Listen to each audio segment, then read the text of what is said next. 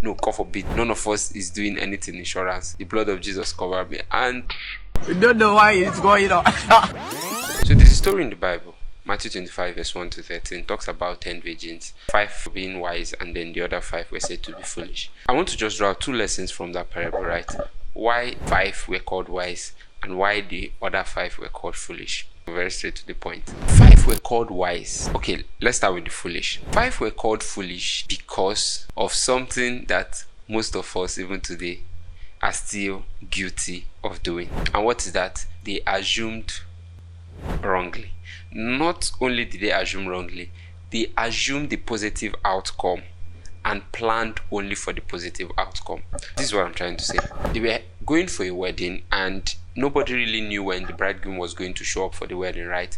But they assumed that he was going to come on time. So I mean, let us just go with what will be enough for us from now till when he was going to show up. So it was not a question of were they able to afford the extra oil, because if they were not able to afford it, when the ones that were recorded for being wise advised them to go get extra oil, they would have complained of insufficient funds. But that was not the case, so money was not the problem. Like I said, they planned for a positive outcome and they only worked towards that positive outcome, which I know beats a lot of our thinking, because we are told to, think only positively. I mean, no weapon fashioned against me shall prosper and what have you. And I'm not here to debate that. But then, if you're going to be recorded or be labeled as a wise person, then you need to learn how to plan for eventualities. Most of us, whenever the issue of planning out your will comes up, you're like, what are you trying to are you planning for my death? God forbid. Or you can afford an insurance policy on yourself or on your family members, and you're like, no, God forbid, none of us is doing anything insurance.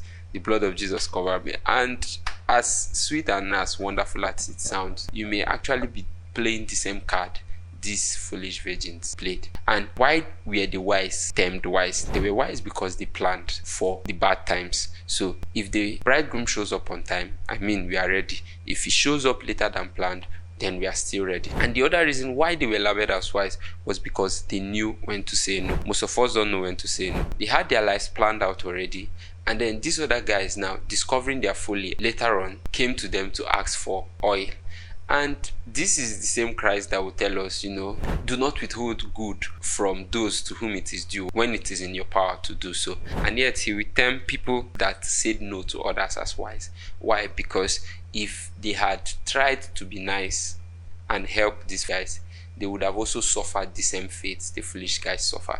So you have your life planned out, and then somebody comes along and is trying to lay claim or make demands on something you have already budgeted for. Notice, I'm not talking about those that have bad times, experience bad times. I mean, most of us, we get to that point in life where, we just really need people to help us. No, those are not the people I'm talking about. I'm talking about those that consciously decide to eat their seed and then show up all of a sudden when you have your own life planned out and want to lay demands on it. You will be labeled wise if you can identify these guys and tell them no. I hope you got value from this parable, and if you have been behaving like the foolish, I think it's a good time to turn around and be a wise person. I'll see you in the next video.